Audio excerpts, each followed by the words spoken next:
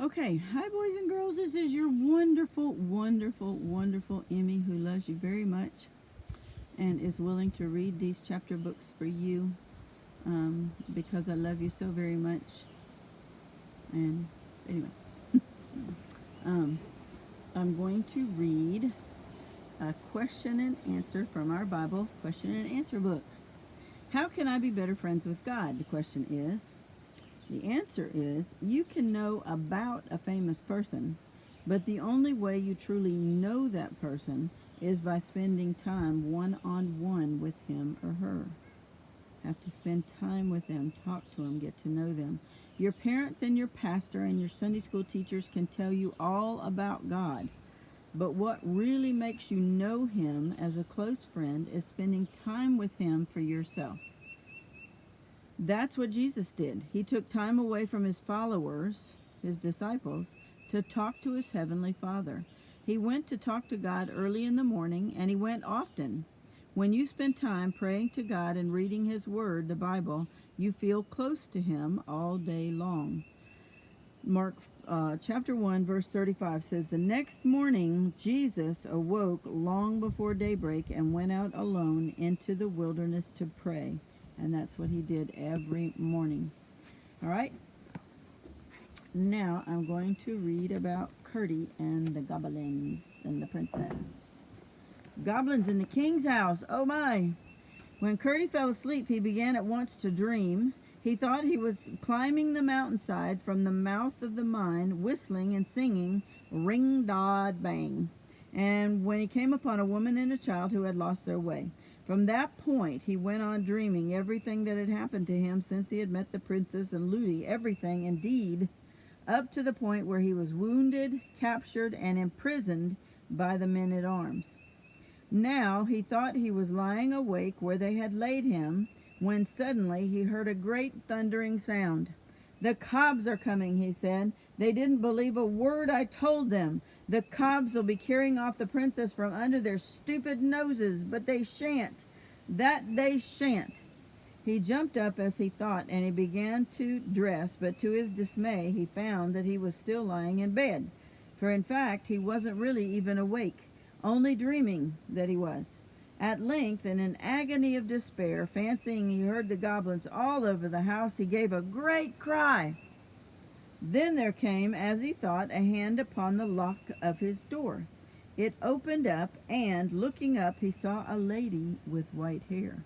And the lady was carrying a silver box in her hand. She came to his bed, stroked his head and face with cool, soft hands. She took the dressing from his leg, rubbed it with something that smelled like roses, and then she waved her hands over him 3 times. At the last wave of her hands, everything vanished. He felt himself sinking in the most profound slumber or sleep, and he remembered nothing more until he woke up in earnest. Now the setting moon was throwing a feeble light through the casements, and the house was full of uproar. There was heavy stamping and a clashing and clanging of weapons, the voices of men and the cries of women, mixed with a hideous bellowing. Curdie sprang from his bed, hurried on some of his clothes, not forgetting his shoes, which were armed with nails now. Then, spying an old hunting knife, or a short sword, hanging on the wall, he caught it, and he rushed down the stairs guided by the sounds of the fighting, which grew louder and louder and louder. When he reached the ground floor, he found the whole place just swarming.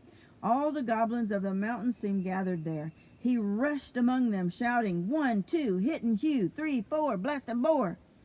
With every rhyme he came down a great stamp upon a goblin foot, cutting at the same time at their faces, executing indeed a sword dance of the wildest description. The goblins scattered in every direction, into closets, upstairs, into chimneys, up on rafters, and down to the cellars. Curdie went on stamping and slashing and singing, but saw nothing of the people of the house until he came to the great hall. Now the moment he entered the great hall, there was a great goblin shout that arose. The last of the men-at-arms, the captain himself, was on the floor, buried beneath a wallowing crowd of goblins. The cobs would have torn them all to pieces, but the king had given orders to carry them away alive, and over each of the 12 was standing a knot of goblins, while as many as could find room were sitting upon the men's prostrate, meaning laying down bodies. Curdie burst in, dancing and gyrating and stamping and singing like a small whirlwind. Where 'tis all a hole, sir, never can be holes. Why should their shoes have soles, sir, when they've got no soles? But she upon her foot, sir, has a granite shoe, the strongest leather boot, sir, 6 toes will soon push through. The queen gave a howl of rage and dismay, and before she recovered her presence of mind, Curdie, beginning with the group nearest him, had 11 of the knights on their legs again. "Stomp on their feet," he cried as each man got up. In a few minutes the hall was nearly empty, the goblins running from it as fast as they could, howling and shrieking and limping and cowering every now and then as they ran to cuddle their wounded feet in their hard hands, or to protect them from the frightful stamp of the armed men. Now Curdie approached the group which, trusting in the queen and her one shoe, kept guard over the prostrate captain. The king sat on the captain's head, but the queen stood in front like an infuriated cat, with her perpendicular eyes gleaming green and her hair standing half up from her horrid head. Her heart was quaking, however, and she kept moving about the foot in the animal skin shoe with nervous apprehension. When Curdie was within a few paces, she rushed at him, made one tremendous stamp at his opposing foot, which happily he withdrew in time, and caught him round the waist to dash him on the marble floor. But just as she caught him, he came down with all the weight of his iron-shod shoe upon her skin-shod foot. With a hideous howl, she dropped him, squatted on the floor, and took her foot in both her hands. Meanwhile, the rest rushed onto the king and the bodyguards and sent them flying, and lifted the prostrate captain, who was all but pressed to death. It was some moments before he even recovered. "Where's the princess?" cried Curdie again and again. No one knew, and off they rushed in search of her. Through every room in the house they went, but she was nowhere to be found.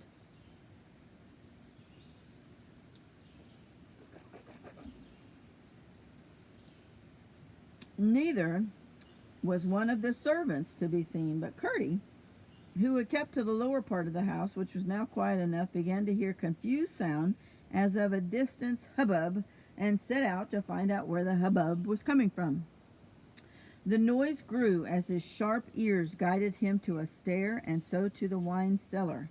It was full of goblins, whom the butler was supplying with wine as fast as he could pour it. While the queen and her party had encountered the men-at-arms, Harelip with another company had gone off to search the house. They captured everybody they met. When they couldn't find anybody else, they hurried away to carry them safe to the caverns below.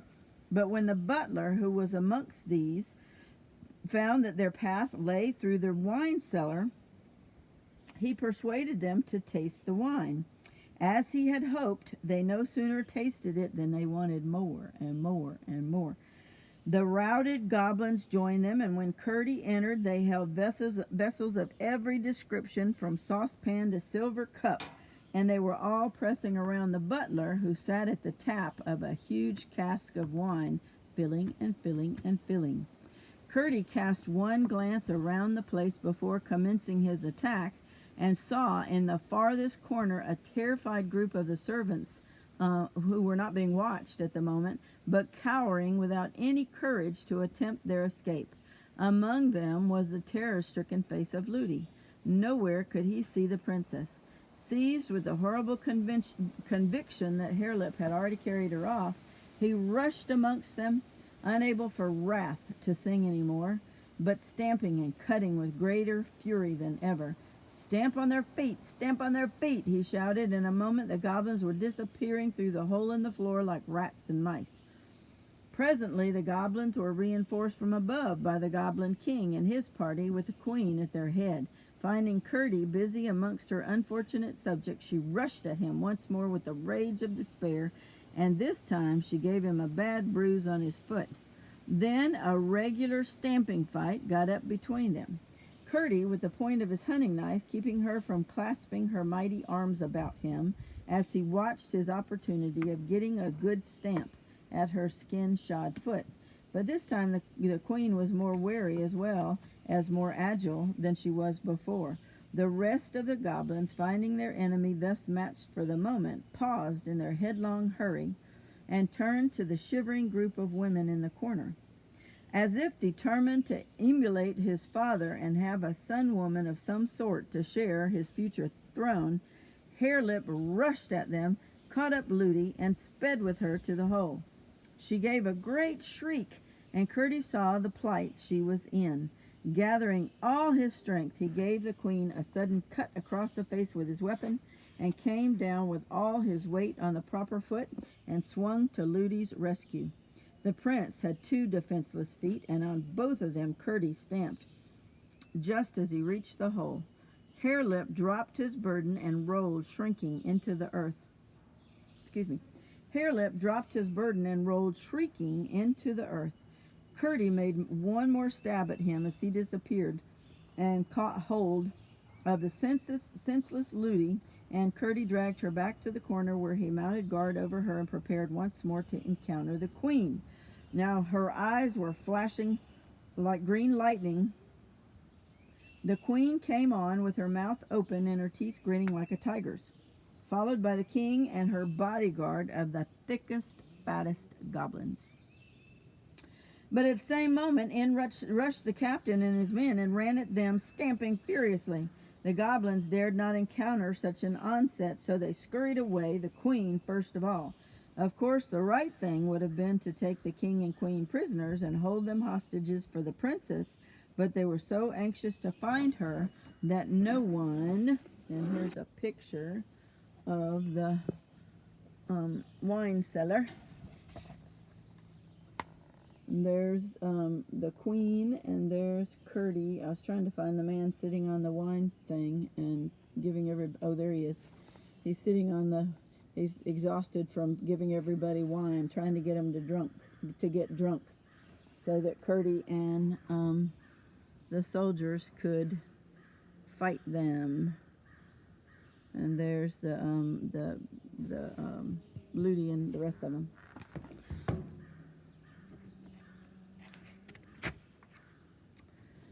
Now, wait a minute.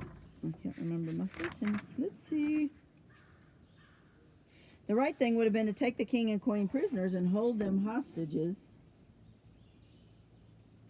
Hold the king and queen prisoners and hold them hostages for the princess. But they were so anxious to find the princess that no one thought of holding them until it was too late. So having thus rescued the servants, they searched the house once more. None of them could get the least information concerning where the princess was.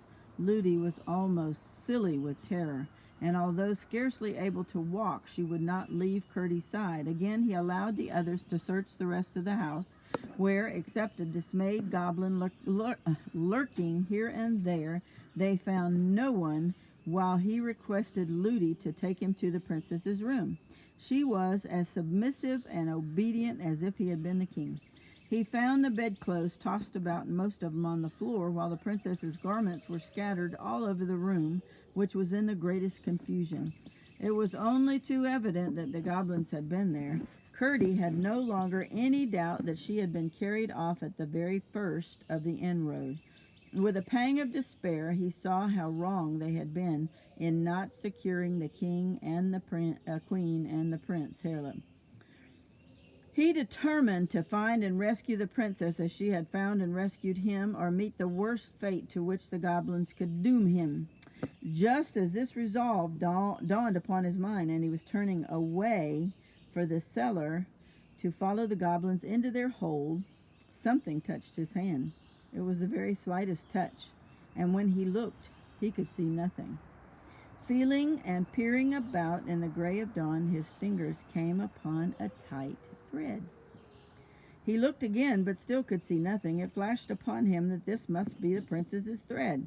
Without saying a word, for he knew no one would believe him any more than he had believed the princess, he followed the thread with his finger, and contrived to give Ludi the slip, and was soon out of the house and on the mountainside, surprised that, if the thread were indeed the grandmother's messenger, it should have led the princess, as he supposed it must, into the mountain, where she would be certain to meet the goblins rushing back, enraged from their defeat. But he hurried on anyway in the hope of overtaking her before they did. When he arrived at the place where the path turned off for the mine, he found that the thread did not turn with it, but went straight up the mountain. Could it be that the thread was leading him home to his mother's cottage? Could the princess be there? He ran up the mountain before the sun was up. The thread had brought him indeed to his mother's door. There it vanished from his fingers. He could not find the thread, search as he might. The door was unlatched, and he went in, and there sat his mother by the fire, and in her arms lay the princess fast asleep. "Hush, Curdie," said his mother. "Do not wake her. I'm so glad you've come. I thought the cobs must have gotten you again." With a heart full of delight, Curdie sat down on a stool opposite his mother's chair and gazed at the princess, who slept as peacefully as if she had been in her own bed. All at once she opened her eyes and fixed those eyes on him. "Oh, Curdie, you've come," she said quietly. "I thought you would. I knew you would come." Curdie rose and stood before her with downcast eyes. "Irene," he said, "I am very sorry that I did not believe you." "Oh, never mind, Curdie," answered the princess. "You couldn't, you know. You do believe me now, though, don't you?" "Oh, yes, I can't help it now. I ought to have helped it before." "Why can't you help it now?" "Because just as I was going into the mountain to look for you, I got hold of your thread, and it brought me here." "Then you come from my house, have you? I didn't know you were there. I've been there for 2 or 3 days, I think, and I never knew it. Perhaps you can tell me why my grandmother has brought me here. I can't think. Something woke me up. I didn't know what, but I was frightened, and I felt for the thread, and there it was. I was more frightened still when it brought me out on the mountain, for I thought it was going to take me into it again, and I like outside of it better. But it brought me here instead. Oh, Curdie, your mother has been so kind to me, just like my own grandmother." "Then you didn't see any cobs?" asked Curdie. "No, I haven't been into the mountain. I told you, Curdie. But the cobs have been in your house, all over it, and into your bedroom, making such a row. They wanted to carry you off the mountain with them for a wife for their dear Prince Harelip." "Oh, how dreadful!" cried the princess, shuddering. "But you needn't be afraid, you know. Your grandmother takes care of you." "Ah, you do believe in my grandmother, then. I'm so glad. She made me think you would someday." All at once Curdie remembered his dream, and he was silent, thinking. "But how did you come to be in my house and me not know it?" asked the princess. Then Curdie had to explain everything, how he had watched for her sake, how he had been wounded, shut up by the soldiers, how the beautiful old lady had come to him, and all that followed after that. "Poor Curdie, to lie there hurt and ill, and me never know it!" exclaimed the princess, stroking his rough hand. "I would have come and nursed you if they had told me." "I didn't see you were lame," said his mother. "Am I, Mother? Oh, yes. I suppose I ought to be. I declare I've never even thought about it, and since I got up to go down amongst the cobs." "Let me see the wound," said his mother.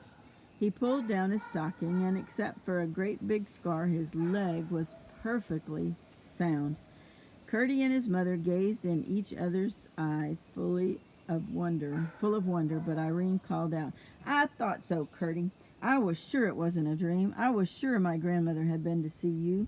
Don't you smell the roses now? It was my grandmother who healed your leg and sent you to help me and my people." "So it seems," said Curdie's mother, "but we are forgetting how frightened your people must be.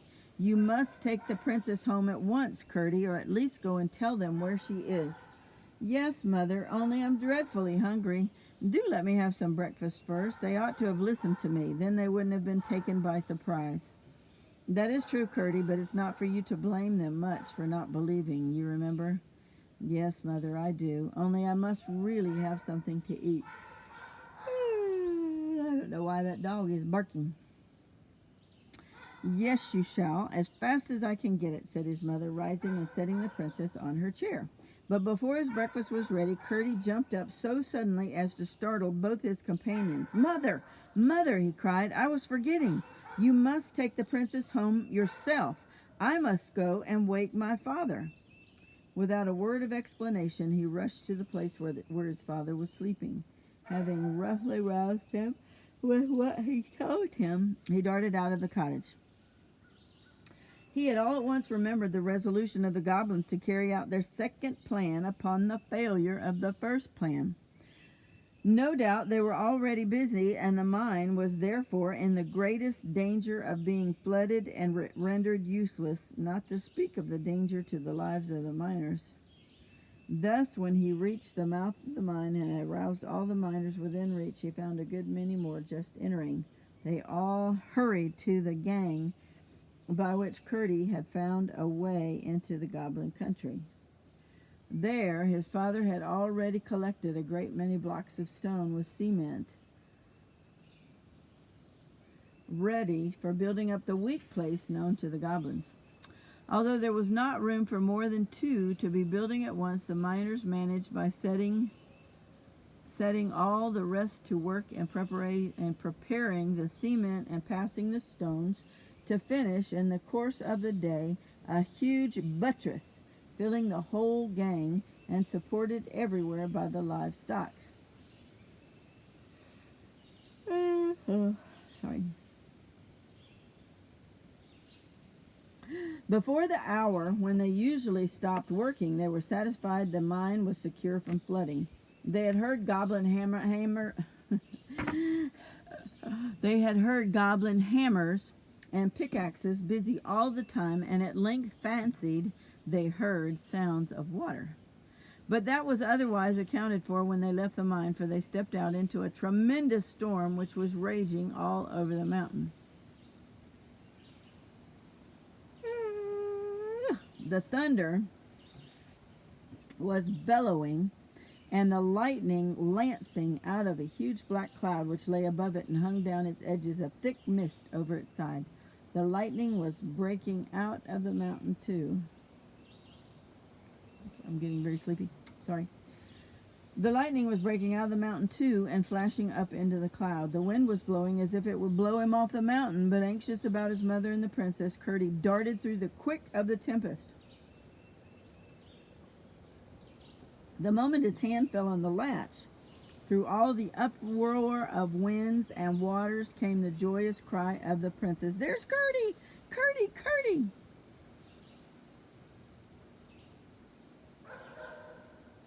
She sat wrapped in blankets on the bed, his mother trying for the 100th time to light the fire which had been drowned by the rain that came down the chimney.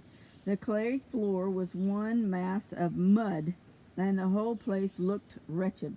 But the faces of the mother and the princess shone as if their troubles only made them the merrier.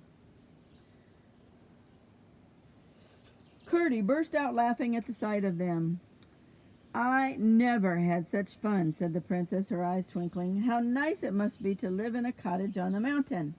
By the time Curdie's father returned, the storm was nearly over, but the streams were so fierce and swollen that it was not only out of the question for the princess to go down the mountain, but most dangerous for Peter or even the princess or even Curdie to make the attempt in the gathering darkness. "But they will be dreadfully frightened about you," said Peter to the princess. "But we can't help it. We must wait until the morning." With Curdie's help, the fire was lighted at last, and the mother set about making their supper. After supper, they all told the princess stories till she grew sleepy.